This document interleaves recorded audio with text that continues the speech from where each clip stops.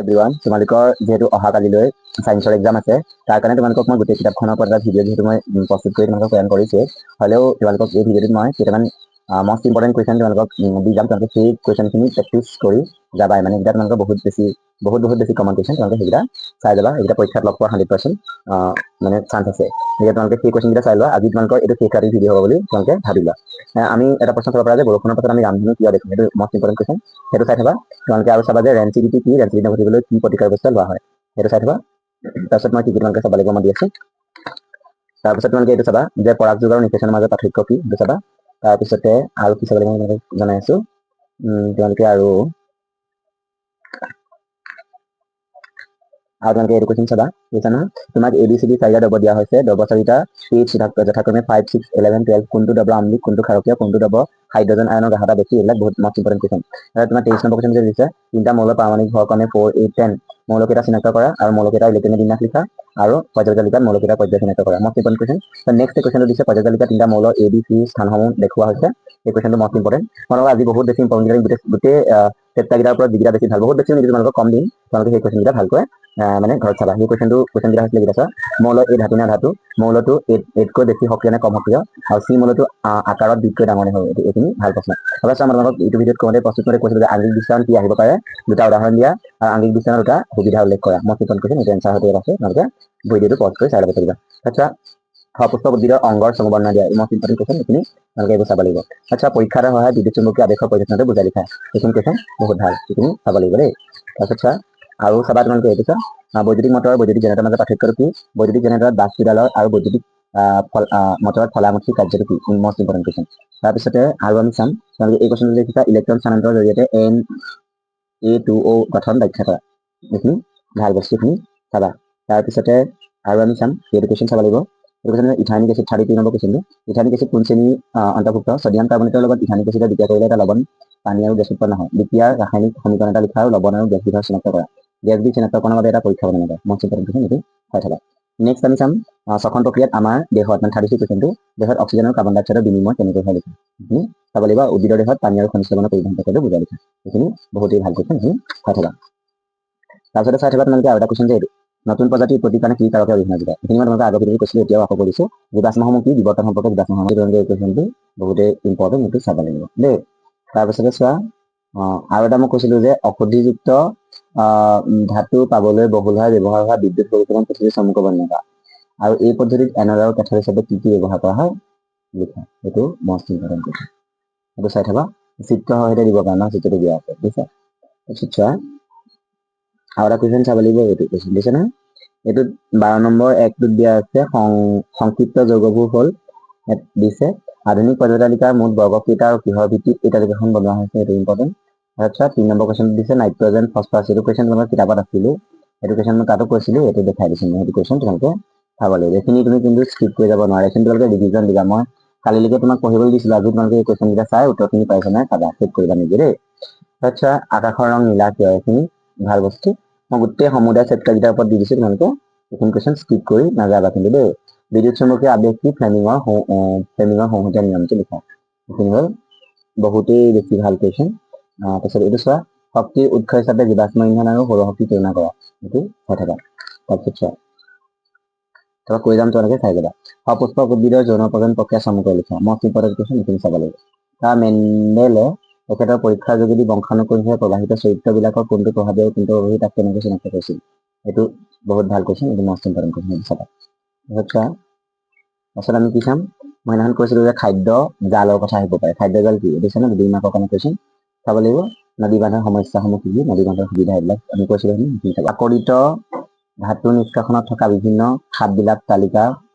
আকাৰে প্ৰকাশ কৰা, বা আমাক উপযুক্ত যদি কয় যে উপযুক্ত উদাহৰণৰ সক্ৰিয়তাৰ শ্ৰেণীৰ মধ্যম ধাতুবিলাক কেনেকৈ নিষ্কাশন কৰা হয় ব্যাখ্যা কৰা। সেইটো তোমালোকৰ এইটো ফাৰ্ষ্ট কুৱেশ্যন হিচাপে। আৰু এইটো হৈছে আকৰিত ধাতু নিষ্কাশনৰ বিভিন্ন খাপখিনি দেই, এইখিনি তালিকাৰ সহায়ত আমাক ধুনীয়াকৈ এনেকৈ দিবি দেই।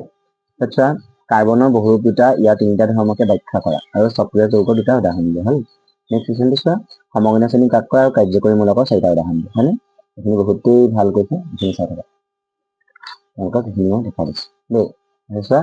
মেণ্ডেলিভৰ পৰ্যায় তালিকা আৰু আধুনিক পৰ্যায় তালিকাৰ মৌলৰ শ্ৰেণী বিভাজনৰ তুলনা কৰা, এইটো ইম্পৰ্টেণ্ট কুৱেশ্যন দেই। চাবা চোৱা এইটো চাবা এইটো তোমাৰ জীৱন প্ৰক্ৰিয়া প্ৰশ্ন এইটো মানুহৰ খাদ্যনলীৰ অন্তত হোৱা খাদ্য পাচন প্ৰক্ৰিয়াৰ বিষয়ে চমুকৈ লিখা মষ্ট ইম্পৰ্টেণ্ট কুৱেশ্যন সেইটো চাব লাগিব আমি তাৰপিছতে আৰু চাম তোমালোকৰ এককী জীৱই কি প্ৰক্ৰিয়াৰে প্ৰজনন কৰে তাৰ এটা পদ্ধতি উদাহৰণ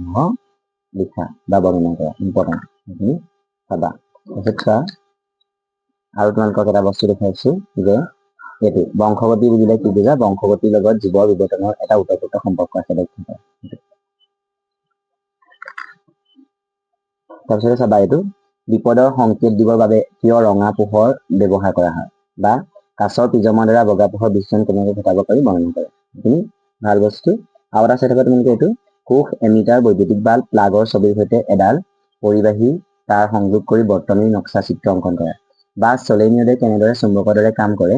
এডাল দণ্ডচুম্বকৰ সহায়ত তুমি প্ৰবাহযুক্ত চলেনিয়ডৰ উত্তৰণে দক্ষিণে কেনেকৈ নিৰ্ণয় কৰিব পাৰিবা ব্যাখ্যা কৰা মষ্ট ইম্পৰ্টেণ্ট কুৱেশ্যন এইখিনি একদম স্কিপ নকৰিবা এইখিনি অহা চান্সেছ খুবেই বেছি 100% বেছি আছে এইখিনি অহা দেই তোমালোকে এইখিনি কিন্তু মানে আজি ৰাতিটোত হ'লেও তোমালোকে পঢ়ি যাবা কাইলৈ পৰীক্ষাৰ কাৰণে দেই কিছুমান বিবৰ্ধন দিয়ে ইয়াৰ অৰ্থ কি মহাকাশে আকাশৰ ৰং নীলা পৰিৱৰ্তে কলা দেখে কিয় সেইখিনি বহুতেই গুৰুত্বপূৰ্ণ কুৱেশ্যন সেইখিনি চাব লাগিব তাৰপিছত জৈৱ বিবৰ্ধক মানে কি পৰিস্থিতিতন্ত্ৰৰ ই কিদৰে প্ৰভাৱ পেলায় জৈৱ বিবৰ্ধক মানে কি পৰিস্থিতিতন্ত্ৰত ই কিদৰে প্ৰভাৱ পেলায় এনচাৰটো দিয়াকে তোমালোকে চাব লাগিব তাৰপিছত মানুহৰ অন্তত হোৱা খাদ্যৰ পাচনৰ বিষয়ে লিখা ইম্পৰ্টেণ্ট কুৱেশ্যন দেই মানুহৰ অন্তত হোৱা পাচনৰ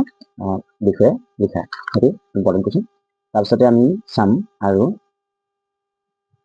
এইটো চোৱা ছডিয়াম হাইড্ৰক্সাইড কিদৰে প্ৰস্তুত কৰা হয় ব্লিচিং পাউডাৰ দুটা ব্যৱহাৰ লিখা প্লাষ্টাৰ পৰিচয় জলীয় বাষ্প সমাবৰণৰ পাত্ৰত কিয় থব লাগে সেইটো নম্বৰ কুৱেশ্যনটো মষ্ট ইম্পৰ্টেণ্ট তাৰপিছত এইটো চাবা জিন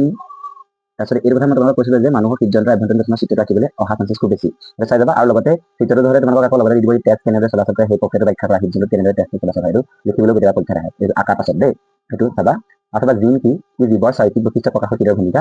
গ্ৰহণ কৰে সেইটো ইম্পৰ্টেণ্ট আৰু যিটো চৰিত্ৰত বংশানুক্ৰমিক প্ৰবাহিত নহয় কিয় উদাহৰণ দি বুজাই লিখা আৰু এই অংকটো দেখিছা এই অংকটো তোমালোকৰ কিতাপৰ পিছফালে থকা অংক হয় তোমাক ইম্পৰ্টেণ্ট কুৱেশ্যন মই সেইদিনাখন দিছোঁ ইয়াত অংক এই অংকটো তোমালোকে প্ৰেক্টিছ কৰিবা মোৰ মানে সময় নহ'ল যে তোমালোকক অংক কেইটামান কৰাই দিম বুলি ভাবিছিলোঁ কিন্তু মই টাইম নাপালোঁ এনেকৈ তোমালোকক দেখাই দিছোঁ যে এইটো অংক তোমালোকে ইম্পৰ্টেণ্ট এইটো চাবা প্ৰতিফলনৰ কিতাপৰ টেক্সুৱেল কুৱেশ্যন আছিলে দেই তাৰপিছতে তোমালোকে আৰু চাব লাগিব যে এইটো মই এইটো অথনি কৈছোঁ এইটো আকৌ ওলাইছে বাৰু বৈদ্যুতিক মটৰ আৰু বৈদ্যুতিক জেনেৰেটৰৰ মাজত সেইটো কথা ক'লোঁ তোমালোকক মই তাৰপিছত এইটো কৈছোঁ পৰিস্থিতিতন্ত্ৰৰ উপাদানবোৰ কি এই উপাদানবোৰৰ মাজত কিদৰে তোমালোকৰ সম্বন্ধৱৰ্তী থাকে সেইখিনি বহুতেই ভাল প্ৰশ্ন অজন স্তৰ কিদৰে সৃষ্টি হয় এই স্তৰৰ গুৰুত্ব কি most important question most important দেই স্বপুষ্টি আৰু পৰপুষ্টি জীৱ কাক বোলে স্বপুষ্টি জীৱৰ পৰিপুষ্টি কিদৰে ঘটে বহলা লিখা ইম্পৰ্টেণ্ট কুৱেশ্যন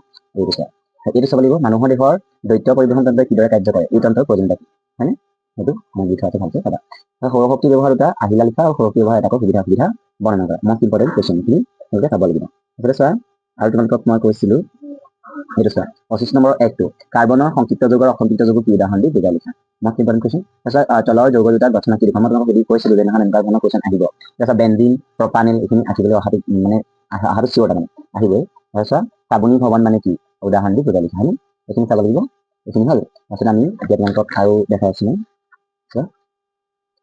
এইটো কুৱেশ্যন চাব লাগিব প্ৰজনন প্ৰক্ৰিয়াৰ এটা অংশ হিচাপে DNA প্ৰতিলিপিখনৰ প্ৰয়োজন কি আচলতে প্ৰতিসৰণত দুটা সূত্ৰ লিখা গ্ৰহবোৰে তৰবৰাই নাথাকে কিয় সেইটো ইম্পৰ্টেণ্ট হয় তাৰপিছত চোৱা এইটো দেখিছা এইটো কেতিয়াবা চিত্ৰ আঁকিবলৈ আহে বৃত্তাকাৰ কুণ্ডলীৰ মাজেদি প্ৰবাহ চালিত কৰিলে সৃষ্টি হোৱা চুম্বকীয় বলৰেখাবোৰ অংকন কৰে সেইটো বহুতেই ভাল কুৱেশ্যন চাব লাগিব তাৰপিছত দুডাল চুম্বক ৰেখাই কিয় পৰস্পৰ কটাকটি কৰিব নোৱাৰে বা নকৰে তাৰপিছত চাবা এই চিত্ৰ তোমাক কৈছিলোঁ নহয় তোমালোকৰ গৰ্ভমণ্ডলত পৰাগৰেণুৰ অংকনৰ চিত্ৰ এটা সেইটো ইম্পৰ্টেণ্ট নতুন প্ৰজাতিৰ উৎপত্তিৰ কাৰণে কি পায় অৰিহণা যোগায় মষ্ট ইম্পৰ্টেণ্ট কুৱেশ্যন এইটো মই দুবাৰ কৰিবলৈ আগতে এবাৰ কৈছোঁ আকৌ আহি গ'ল তাৰপিছত চোৱা ইয়াত চাব লাগিব তোমালোকে এইটো ভূতাপীয় শক্তিৰ পৰা কেনেকৈ বিদ্যুৎ উৎপাদন কৰা হয় এইটো বি নম্বৰ কুৱেশ্যনটো দেই 320 এইটো চাই থাকা তাৰপিছতে আৰু চাম তোমালোকৰ এইটো কুৱেশ্যন চাই থাকা তাপদান আৰু দ্ৰৱীকৰণৰ পাৰ্থক্য কি সেইটো চাই থাকা দেই তাৰপিছতে আৰু চাম এইটো আধুনিক পৰ্যাবৃত্ত সূত্ৰটো লিখা আৰু সম্ভ্ৰান্ত গেছবোৰক এটা সুকীয়া বৰ্গত কিয় স্থান দিয়া হৈছে মষ্ট ইম্পৰ্টেণ্ট কুৱেশ্যন তাৰপিছত চাবা এইটো লোহা যোৱা দিয়াৰ সময়ত অক্সিজেন আৰু ইথানল দহন কৰা হয় ইথানলৰ লগত বায়ু কিয় ব্যৱহাৰ কৰা নহয় সেইটো চাই থাকা তাৰপিছতে চাই থাকা তোমালোকে আৰু এইটো চাবা তোমাৰ অঞ্চলত থকা পৰম্পৰাগত পানী সঞ্চয় পদ্ধতি সম্পৰ্কে লিখা বন আৰু বন্যপ্ৰাণীসমূহ কিয় সংৰক্ষণ কৰিব লাগে মষ্ট ইম্পৰ্টেণ্ট কুৱেশ্যন এইখিনি তোমালোকে চাব লাগিব এইখিনি স্কিপ কৰিব নোৱাৰা দেই তাৰপিছত আৰু এইটো চাই এইটো চাব লাগিব মেণ্ডেলিভৰ মূলসমূহৰ শ্ৰেণীভাজনৰ সীমাবদ্ধতাসমূহ কি আছিল ইয়াত এক নম্বৰটো দিয়া আছে বাকীবিলাক তোমালোকৰ ইয়াত দিয়া আছে চাই লোৱা এই তিনিটা টোটেল দেই তাৰপিছতে আৰু চাম আমি এই বস্তুটো স্নায়ুকোষ এটা পৰিষ্কাৰ চিত্ৰ অংকন কৰি বিভিন্ন অংগসমূহ চিনাক্ত কৰি বৰ্ণনা কৰা তাৰপিছত তাৰ বিভিন্ন অংগসমূহ কি আছিলে কোষ দিয়া আছিলে কোষ দেশৰ ওপৰত লিখিব লাগিব তোমালোকে স্নায়ু প্ৰবদ্ধ আছিলে ন স্নায়ু প্ৰবদ্ধ কেই প্ৰকাৰ আছিলে 2 প্ৰকাৰৰ একচনৰ ডেণ্ডাইট সেইকেইটাও লিখি দিব এইটো আমাৰ চালো আচ্ছা চিত্ৰসহ মায়োপিয়া কি বৰ্ণনা কৰা আৰু এই দুটা কিদৰে সংশোধন কৰিব পাৰি লিখা এইখিনি বহুতে ভাল কৈছে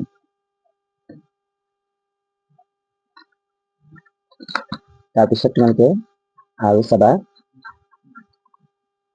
এইটো চাই থাকা চোৱা ইথাইনিক এচিডৰ সদ্য ব্যৱহৃত নামটো কি এটা আহি যাব পাৰে দেই এচিটিক এচিড আৰু চোৱা এচিড অনুঘটকৰ উপস্থিতিত ইথাইনিক এচিড আৰু নিৰ্ভেজাল এলকহলৰ মাজত বিক্ৰিয়া ঘটি উৎপন্ন হোৱা দ্ৰৱৰ নামটো কি এষ্টাৰ ভিনেগাৰ থকা কাৰ্যকৰী মূলকটোৰ নাম হৈছে কাৰ্বক্সিলিক এচিড 2 নম্বৰ কৈছে যে ইথানলৰ ইথাইনক এচিডলৈ পৰিৱৰ্তন কৰাটো এটা কাৰণ বিক্ৰিয়া কিয় লিখিব কৈছে নে সেইটো এটা ভাল বস্তু সেইখিনি তোমালোকে চাব লাগিব তাৰপিছতে ইয়াত তোমালোকে চাবা যে এইটো বংশগতি কি চাৰিত্ৰিক বৈশিষ্ট্যসমূহৰ বংশানুক্ৰম ক'বা কিদৰে হয় ইম্পৰ্টেণ্ট কৈছে সেইখিনি চাব লাগিব তাৰপিছত তোমালোকে উম সূত্ৰটো লিখা সেইটো চাব লাগিব আৰু উম সূত্ৰৰ লগতে গাণিতিক প্ৰকাশটো চাই থাকা সেইটো মই কালি তোমালোকক কৈছিলোঁ আৰু নীলাজী বনে বনৰ পাতবোৰে স্পৰ্শৰ প্ৰতি কেনেদৰে সঁহাৰি বনায় এইটো এটা ইম্পৰ্টেণ্ট কৈছে দেই তাৰপিছত চোৱা আৰু কি কি চাবা মই কৈ দিছোঁ আৰু চোৱা এইটো চাই থাকা চোৱা এইটো পোহৰৰ ৰশ্মিডাল পানীৰ পৰা হেলনীয়াকৈ বায়ু প্ৰৱেশ কৰিছে পোহৰৰ ৰশ্মিডাল উলম্বৰ কাষলৈ নে উলম্বৰ পৰা আঁতৰলৈ দেখা হ'ব কিয় চিলিয়াৰী পেশীয়ে চকুৰ লেন্সৰ বক্ৰতা কেনেদৰে পৰিৱৰ্তন কৰে দূৰৰ বস্তু আৰু ওচৰৰ বস্তু স্পষ্টকৈ দেখাত সহায় কৰে মষ্ট ইম্পৰ্টেণ্ট কুৱেশ্যন বহুত বেছি গুৰুত্বপূৰ্ণ কুৱেশ্যন চাই থাকা প্ৰাচীন দিশলৈ উপেক্ষিত ধনাত্মক আধানে আহিত কণা এটা চৌম্বিক ক্ষেত্ৰ এখনত উত্তৰ দিশলৈ বিস্তৃত হ'ল ফ্লেমিঙৰ বাওঁহাতে নীতি প্ৰয়োগ কৰি চুম্বক ক্ষেত্ৰৰ দিশ নিৰ্ণয় কৰা সেইটো হৈছে চুম্বক ক্ষেত্ৰৰ দিশ হ'ব উলম্বভাৱে তলৰ পৰা ওপৰলৈ দেই তাৰপিছত এইটো এটা প্ৰশ্ন বৃত্তাকাৰ কুণ্ডলিকা প্ৰবাহৰ বাবে সৃষ্টি হোৱা চুম্বক ক্ষেত্ৰৰ চুম্বক বলয়সমূহ চিহ্নিত চিত্ৰ অংকন কৰা মষ্ট ইম্পৰ্টেণ্ট কুৱেশ্যন সেইখিনি চাব লাগিব তাৰপিছত এই টেলিভিশ্যন কালি কাৰ্যকলাপৰ পৰা আহিছে এইখন মই কালি তোমালোকক কৈছিলোঁ যে কাৰ্যকলাপবোৰ বহুতো ইম্পৰ্টেণ্ট এইটো কাৰ্যকলাপ আহিছে দ্বিতীয় পৰ্যায়ৰ মৌলবোৰৰ পাৰমাণৱিক ব্যাসাৰ্ধ তলত দিয়া হৈছে বুজিছেনে কি দিছে পৰ্যায় 2 মৌল এইবিলাক দিয়া আছে আৰু পাৰমাণৱিক ব্যাসাৰ্ধ দিয়া আছে তোমালোকক সুধিছে যে ইহঁতৰ পাৰমাণৱিক ব্যাসাৰ্ধখিনি অৰ্ধকমা হৈ যাব কৈছে আৰু কোনটো মৌলৰ পৰমাণু আটাইতকৈ ডাঙৰ আৰু কোনটো আটাইতকৈ সৰু আৰু পৰ্যায়ত বাওঁফালৰ পৰা সোঁফাললৈ গ'লে কিদৰে পাৰমাণৱিক ব্যাসাৰ্ধ পৰিৱৰ্তন ঘটে সেইখিনি আমাক দি থৈছে তোমালোকে এইখিনি চাই ল'বা আৰু দিছে নেক্সট কুৱেশ্যনটো কি আমাৰ দেশত স্নায়ুৰ প্ৰেৰণা কিদৰে প্ৰভাৱিত হয় তোমালোকে এই বস্তুখিনি মানে স্কিপ কৰি নাযাবা এইখিনি তোমালোকে চাই যাবা দেই মানে এইখিনি তোমালোকে চাই যাবা দেই সেইখিনি মই কৰিছোঁ তোমালোকক আৰু চাই যাবা যে উদ্ভিদৰ বৃদ্ধিত অক্সিজেনে কিদৰে অৰিহণা যোগায় এইটো 3 মাৰ্কৰ কুৱেশ্যন আগতে দিয়া দেখা গৈছে উদ্ভিদৰ বৃদ্ধিত অক্সিজেনে কিদৰে সহায় কৰে অক্সিজেন আমি জানো যে উদ্ভিদৰ কি সঞ্জীৱনী পদাৰ্থ নহয় নে নহয় আৰু এইটো চাই থব লাগিব এটা ফুলৰ ছবি এইটো পৰীক্ষাত আহি থকা দেখা পাইছা তুমি যে এইখিনি চাব লাগিব দেই চোৱা এইটো এটা প্ৰশ্ন চাব লাগিব প্ৰজাতিকৰণ মানে কি হয়নে বা নতুন প্ৰজাতিৰ প্ৰতিকৰণে কি উৎপাদন হয় এইটো আমি আমাৰ ভিডিঅ'টো মানে এইটো ভিডিঅ'টো এনেকুৱা আগত কিবা ওলাই গৈছে এইটো চাই প্ৰজাতিকৰণ মানে কি এইটো চাই থব লাগিব তাৰপিছত তোমালোকে এনেকুৱা অংক এটা অহা চান্সেছ বাৰু আছে নথকা নহয় এই যে অংকটো দেখিছা নহয় চোৱা R1 টো ইমান দিছে R2 ইমান R3 ইমান এনেকৈ দিয়া আছে আৰু তোমালোকক শব্দটোত মানে এটা বেটাৰী দি দিছে 12 ভল্টৰ এতিয়া বৰ্তনীটোৰ মোৰ সৰুটো দিয়া বুলি দিছে বৰ্তনীৰ মাজত চলি থকা প্ৰভাৱমান লেভেল দিছে এনেকুৱা অংক আহে গতিকে এনেকুৱা ধৰণৰ অংক কিতাপতো মই উদাহৰণ দেখাই দিছিলোঁ এইটো উদাহৰণৰ অংকই থাকে এইটো উদাহৰণ তোমালোকে চাব লাগিব দেই সেইটো চাই থবা তাৰপিছতে আৰু তোমালোকক মই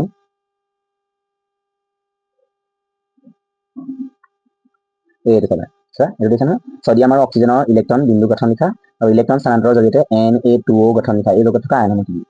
এইটো তোমাৰ কিতাপত আছে এইটো ভালকে মই এইটো দেখাই দিছোঁ তুমি এইটো চাই ল'ব হ'ব তাৰপিছতে চোৱা আকৰ কি প্ৰকৃতিক মুক্ত অৱস্থাত পোৱা দুটা ধাতুৰ নাম লিখা কপাৰ ধাতুৰ শোধনৰ বিদ্যুৎ পৰিশোধন পদ্ধতি চিত্ৰ সহায় লিখা এইটো মই কিতাপত তোমালোকক যিটো ভিডিঅ'ত মই দেখাই দিছিলোঁ যে এইটো খুবেই বেছি গুৰুত্বপূৰ্ণ দেখি না পৰীক্ষা প্ৰশ্ন আহিছে এইবিলাক কি ফাইনেল হয় নাই সেইখিনি ভাল বস্তু এইখিনি তোমালোকে চাব লাগিব তাৰপিছতে চোৱা আৰু এটা এইটো বস্তু চোৱা এইটো ইথানিক এচিড কোন শ্ৰেণীৰ অন্তৰ্ভুক্ত ইথানিক এচিড ইথানল আৰু ছডিয়াম কাৰ্বনেটৰ লগত বিক্ৰিয়া কৰিলে কি হয় সেইটো লিখিব কৈছে তাত দিয়া আছে আচ্ছা এইটো প্ৰশ্ন চাবা মানুহৰ ৰেচন তন্ত্ৰৰ অসম কি মূত্ৰ উৎপাদনৰ মূত্ৰ বৰ্জন প্ৰক্ৰিয়াৰ বিষয়ে লিখা এইটো ভাল বস্তু এইটো চাব লাগিব তাৰপিছত আমি আৰু তোমালোকে এই দেখিছা নহয় গাড়ী পিছলৈ চোৱা দাপোন হিচাপে উত্তল দাপোন ব্যৱহাৰ কৰা হয় বাহন এখনৰ পিছলৈ চোৱা উত্তল দাপোন এখন ভাগ দেখালে যদি 4 মিটাৰ হয় দাপোনখনৰ পৰা 5 মিটাৰ দূৰত্বত এখন বাছ আছে বাছখনৰ প্ৰতিবিম্বৰ স্থান কি সেইখিনি ভাল অংক এইটো চাই থাকা তাৰপিছতে আৰু চাব লাগিব তুমি এই অংকটো পানী প্ৰতিসৰণ 1.33 এই অংকটোৰ অৰ্থ কি এইটো অংক দিছে এই অংকটো তোমালোকৰ উদাহৰণটো আছে এইটো মই কৈছিলোঁ কালি উদাহৰণটো এইটো ভাল বুলি চাবা এইটো প্ৰেক্টিছ কৰিবা বুলি উদাহৰণৰ পৰা চাব লাগিব তোমালোকে ইয়াতো পৰীক্ষা চাই ল'বা দেই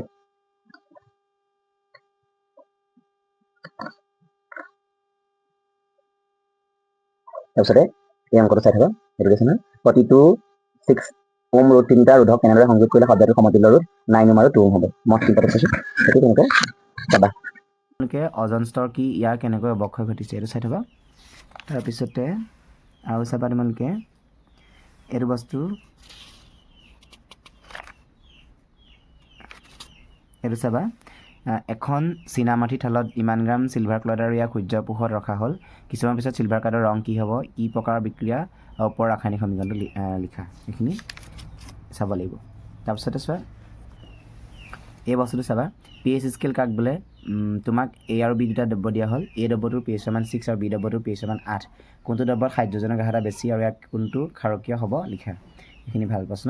আৰু প্লাষ্টাৰ অফ পেৰিছ কি ইয়াক কেনেদৰে প্ৰস্তুত কৰা হয় গুৰুত্বপূৰ্ণ ব্যৱহাৰ লিখা মষ্ট ইম্পৰ্টেণ্ট কুৱেশ্যন এইখিনি চাব লাগিব এইখিনি মই আগতে কোৱাই আছে তেওঁলোকে যিহেতু চাই চাগে আচ্ছা এই বস্তুটো চাই থ'বা এটা জৈৱ যৌগ এই আচাৰ সংৰক্ষণত বহুলভাৱে ব্যৱহাৰ কৰা হয়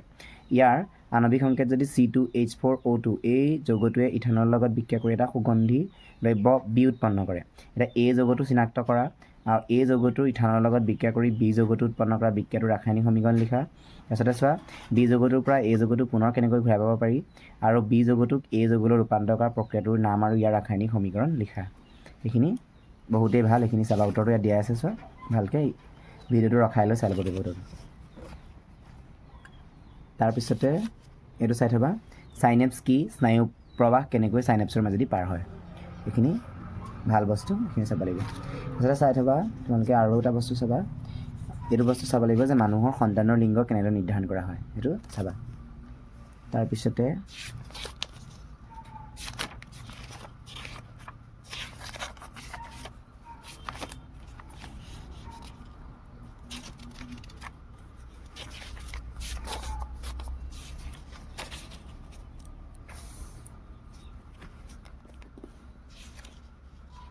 এইটো চাই থ'বা উদ্ভিদৰ 3 প্ৰকাৰৰ অযৌন প্ৰজননৰ উদাহৰণ লিখা এইটো চাই থ'বা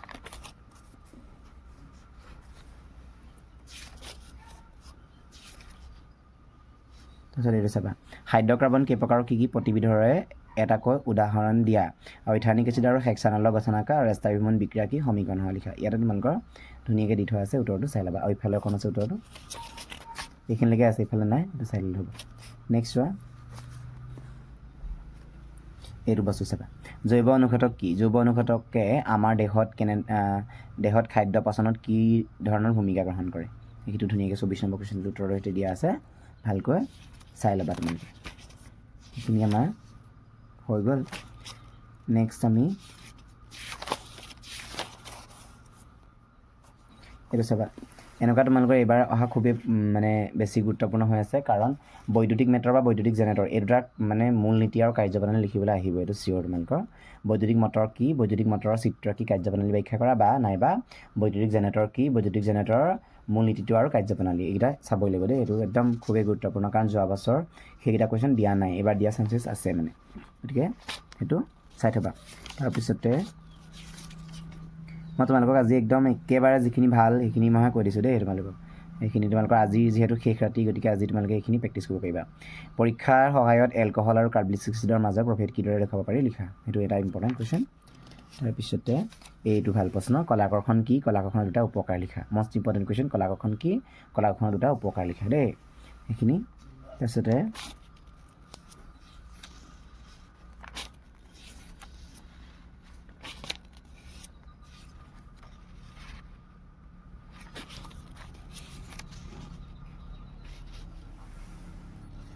উশাহত বক্ষ গহ্বৰৰ ভূমিকা চমুকৈ লিখা এইটো ইম্পৰ্টেণ্ট কুৱেশ্যন এইটো চাবা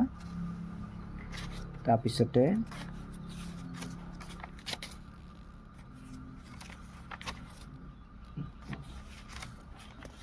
এইটো চাবা চাবোনে মলি কিদৰে আঁতৰ কৰে সেইটো ইম্পৰ্টেণ্ট কুৱেশ্যন চাবোনে মলি কিদৰে আঁতৰ কৰে এইটো ভাল কুৱেশ্যন এইটো তোমালোকে চাই থাকা মই এইটো ধুনীয়াকৈ দেখাই দিছোঁ দেই তাৰপিছতে এইটো চাবা এইটো চোৱা কাৰ্বনৰ কোন দুটা ধৰণৰ বা অজস্ৰ কাৰ্বন যৌগ পোৱা যায় আৰু সংক্ষিপ্ত বলয় আৰু আকাৰ কাৰ্বন যৌগৰ অসংক্ষিপ্ত বলয় আকাৰৰ কাৰ্বন যৌগৰ এটাকৈ অথবা এটা ইলেক্ট্ৰন এখন চুম্বক ক্ষেত্ৰত তাৰ লম্বভাৱে সোমাইছে ইলেক্ট্ৰনটোৰ ওপৰত ক্ৰিয়া কৰা বলৰ দিশ কি হ'ব মানে সোঁফালে যাবনে বাওঁফালে যাবনে পৃষ্ঠাৰ বাহিৰলৈ যাবনে পৃষ্ঠাৰ ভিতৰলৈ যাব আৰু অপশ্যন নম্বৰ ডি হ'ব পৃষ্ঠাৰ ভিতৰলৈ যাব আৰু এইটো নুসুধি তোমালোকক এনেকৈ অপশ্যনত নিদিব পাৰে তোমালোকক ডাইৰেক্ট সুধি দিব কিয় যাব কাৰণটো কি সেইটো সুধিলে লিখিব লাগিব যে ফ্লেমিঙৰ নিয়ম মতে বলৰ দিশ চুম্বক ক্ষেত্ৰৰ প্ৰবাহৰ দিশ লম্ব হয় আৰু ইলেক্ট্ৰন গতিৰ দিশ বিপৰীতে প্ৰবাহিত হয় আৰু সেইবাবে বলৰ দিশ পৃষ্ঠাৰ ভিতৰলৈ হ'ব বুলি কৈছে হয়নে সেইটো চাবা আৰু তোমালোকে ইয়াৰ এটা বস্তু মই দেখাইছোঁ আমি জানো যে AC প্ৰবাহৰ DC প্ৰবাহ তোমালোকে শুনিছা প্ৰত্যক্ষ প্ৰবাহ আৰু পৰৱৰ্তী প্ৰবাহ তাৰ পাৰ্থক্যটো চাই থ'বা প্ৰত্যক্ষ প্ৰবাহ আৰু পৰৱৰ্তী প্ৰবাহৰ পাৰ্থক্য দেই সেইটো চাই থ'বা আৰু তোমালোকে ইয়াত চাবা এইটো ইয়াত তোমালোকে এইটো চাবা 14 নম্বৰ কুৱেশ্যনটো মই দিছিলোঁ বাৰু এইটো চাই থ'বা আৰু 15 নম্বৰ এই দুটা কুৱেশ্যন খুবেই গুৰুত্বপূৰ্ণ এই দুটা চাই থ'বা আজিলৈ আহোঁ, হ'ব, বাই বাই। ভালকৈ প্ৰেক্টিছ কৰিবা, তোমালোকৰ কাইলৈ পৰীক্ষা চবৰে ভাল হ'ব।